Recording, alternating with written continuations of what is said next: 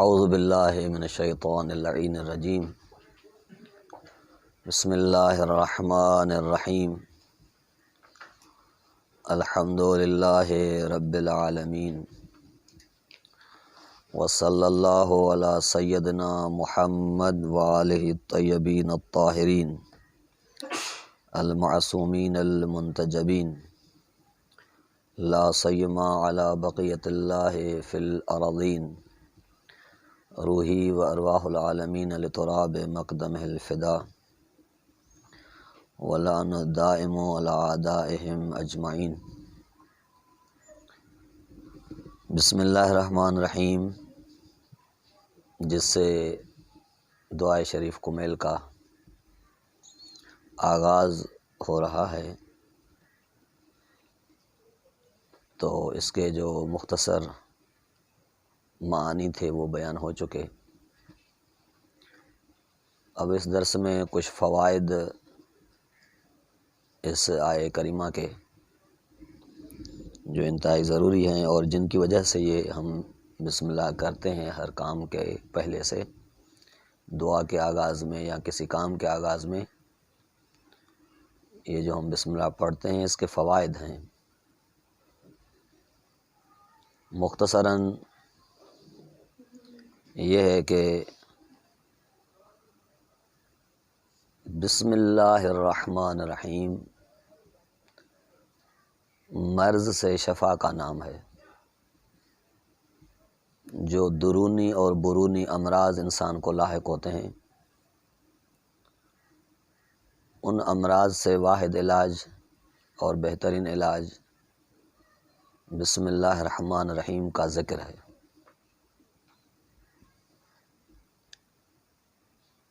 بعض علماء نے لکھا ہے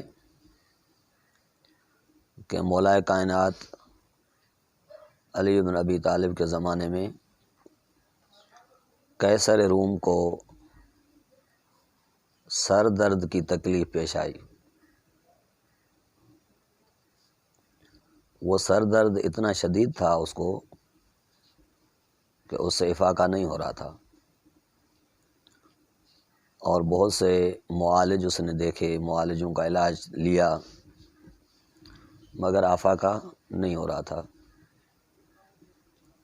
تو قیصر روم نے ایک آدمی کو مولا کائنات کی طرف بھیجا کہ یہ مشکل جا کے امیر المومنین کو بتاؤ۔ مولا کائنات نے کاغذ کے اوپر کوئی چیز لکھی اور ایک کپڑے کے ٹکڑے میں بند کر کے اس کو دے دیا کہ جاؤ اور قیصر روم کو کہو کہ یہ سر پر رکھے یا سر سے باندھے۔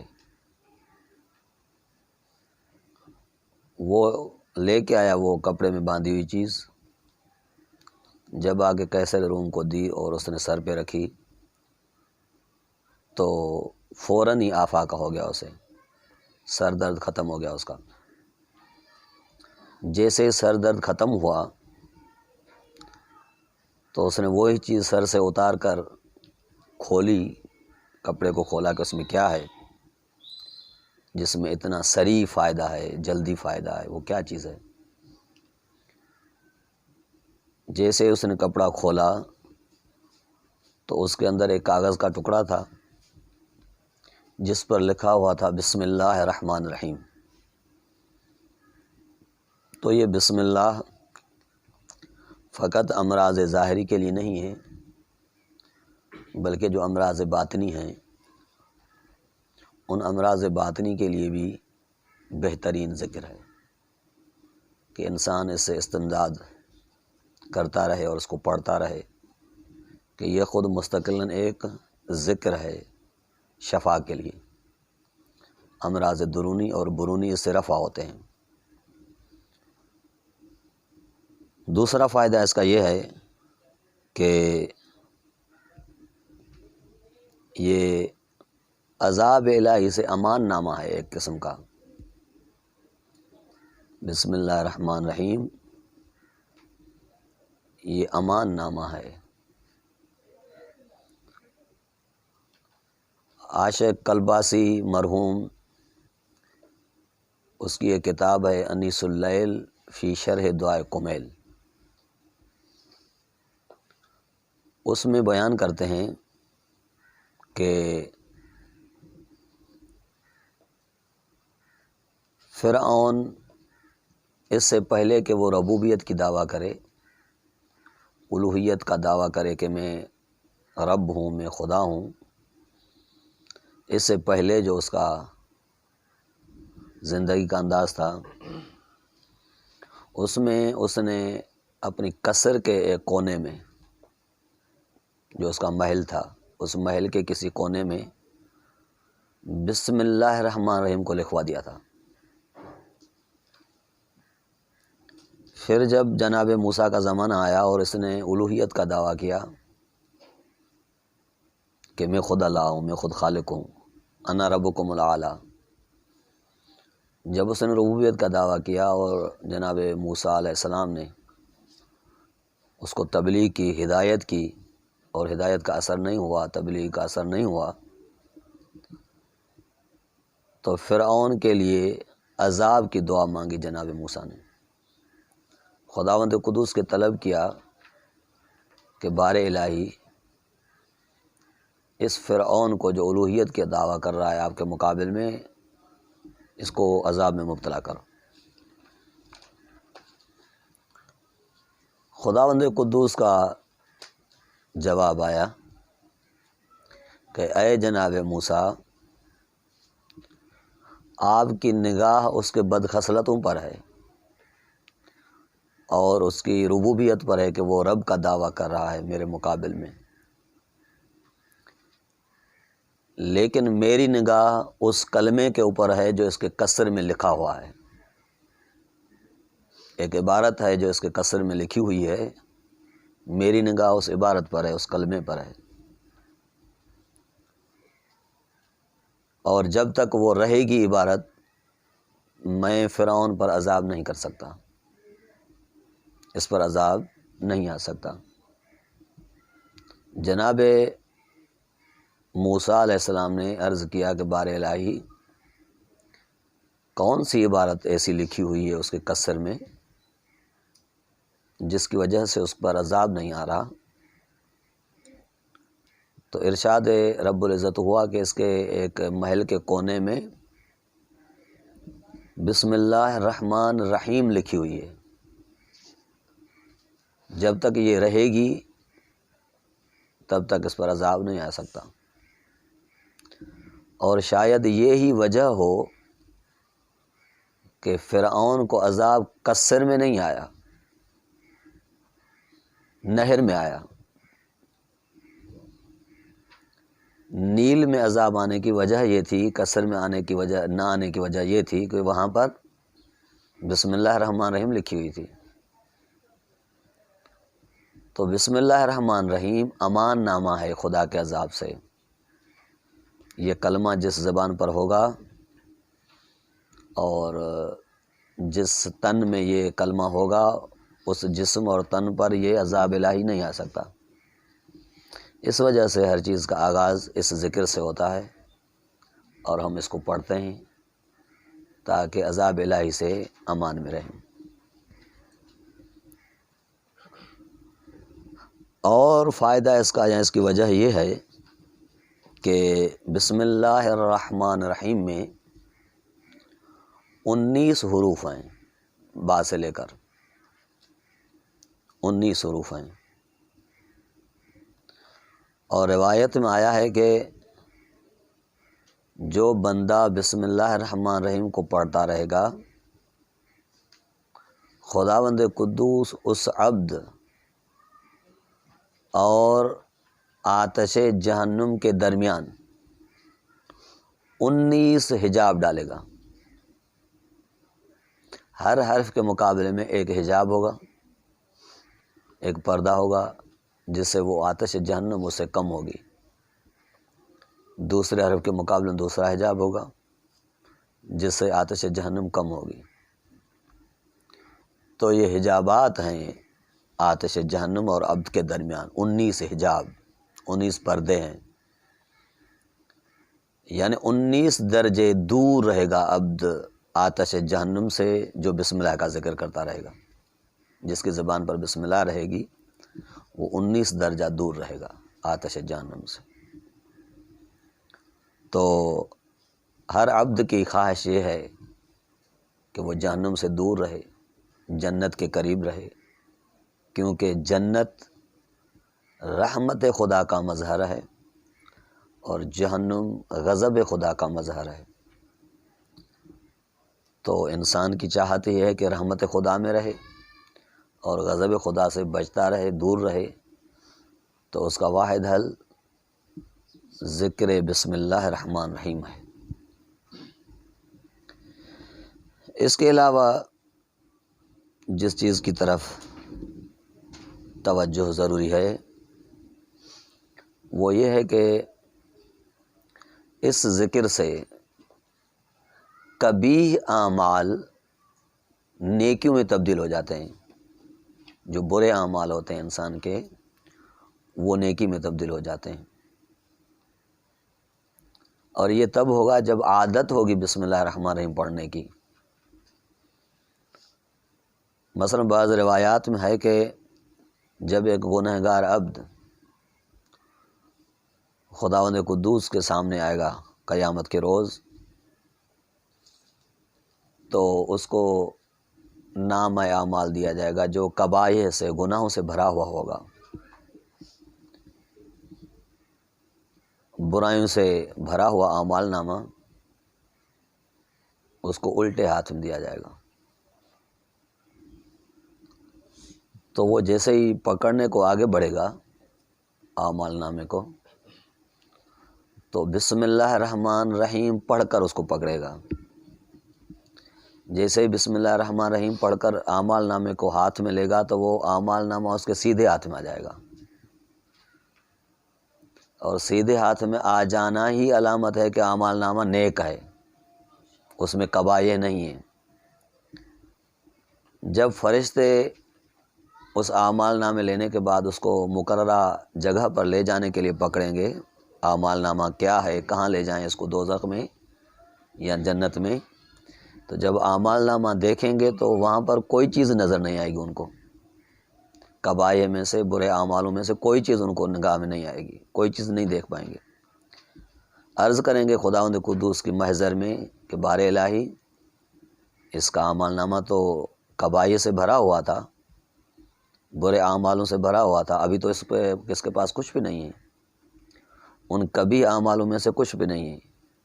جواب ربوبی ہوگا اس وجہ سے کہ دنیا میں اس کی عادت یہ تھی کہ جو چیز لیتا تھا یا دیتا تھا تو بسم اللہ پڑھ کر دیتا تھا، بسم اللہ پڑھ کر لیتا تھا۔ تو ابھی بھی جو اس نے اعمال نامہ لیا ہے وہ بسم اللہ پڑھ کر لیا ہے، تو اس وقت کی برکت سے، اس کے یعنی عنایت سے اس کا پورا اعمال نامہ نیکیوں میں تبدیل ہو گیا ہے اور سیدھے ہاتھ میں آ گیا ہے۔ یہ بسم اللہ کا ایک فائدہ ہے کہ کبھی اعمال اس سے مٹ جاتے ہیں، اس کے پڑھنے سے جو برے اعمال ہوتے ہیں وہ انسان کے بدل میں نیک اعمال ہو جاتے ہیں۔ یہ اتنا عظیم کلمہ ہے۔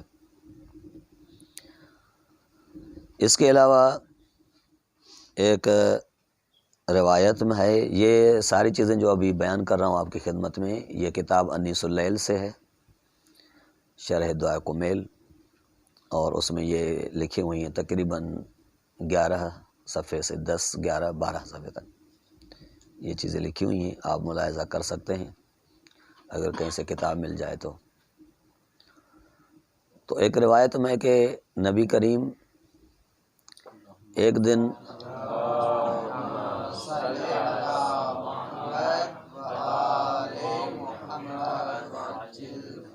قبرستان بقیع سے گزر رہے تھے، تو اصحاب کو ایک قبر سے گزرنے کے وقت حکم دیا کہ جلدی سے یہاں سے گزر چلیں، نکلیں جلدی سے، کیونکہ اس کے قبر کے اوپر عذاب ہو رہا ہے۔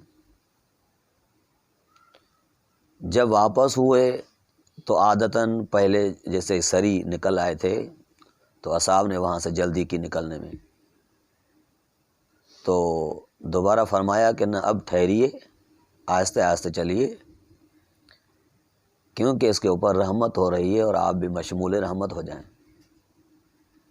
تو اصحاب نے سوال کیا کہ یا رسول اللہ، پہلے یہاں سے ہی چلے تھے تو آپ نے عذاب کا بتایا، اور ابھی اسی قبر سے آ رہے ہیں تو آپ نے رحمت کا بتایا ہے، وجہ کیا ہے؟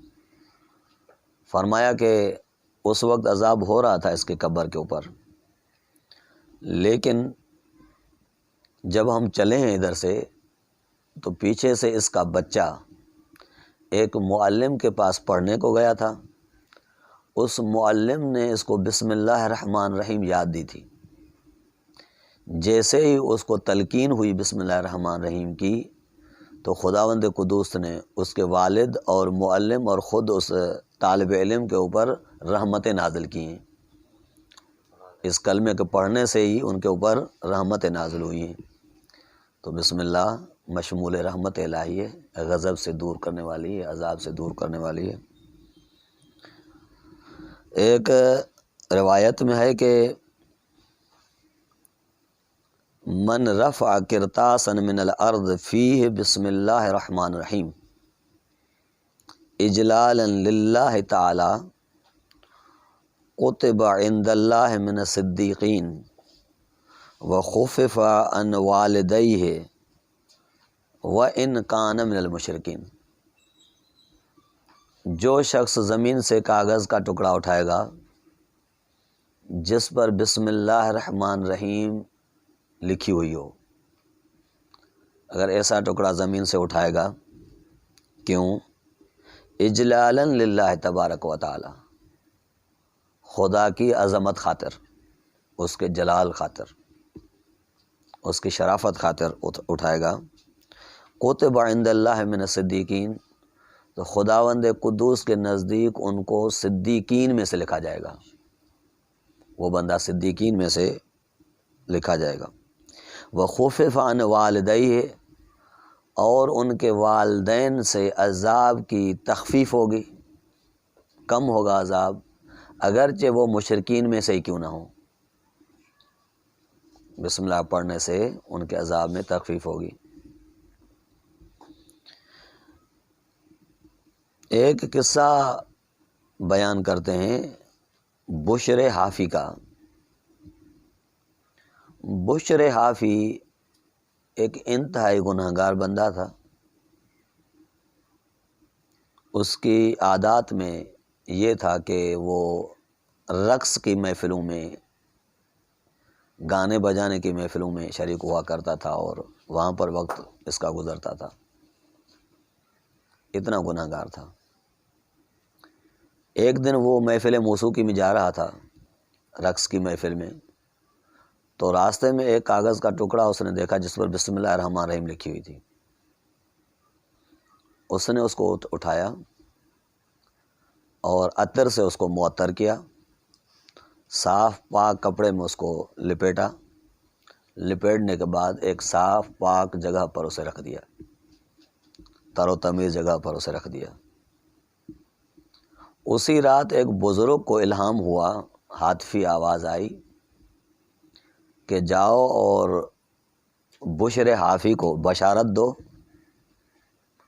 کہ جیسے ہی اس نے ہمارا نام بلند کیا ہے ہم نے اس کو بلند کیا ہے، جیسے ہی اس نے ہمارے اسم کو معطر کیا ہے، عطر کے ساتھ خوشبو دی ہے، ہم نے اس کو اطیب کیا ہے، اس کے نام کو خوشبو دی ہے، جیسے ہی پاک و پاکیزہ جگہ پر ہمارے اسم کو اس نے رکھا ہے، ہم نے بھی اس کے اسم کو اور مقام کو ایک پاک و پاکیزہ جگہ پر رکھا ہے۔ اس بزرگ نے سوچا کہ یہ صحیح آواز نہیں ہو سکتی، کیونکہ بشر حافی اتنا گنہ گار آدمی، گھرا ہوا گناہوں میں، اور اس کے لیے یہ بشارت نہیں ہو سکتی۔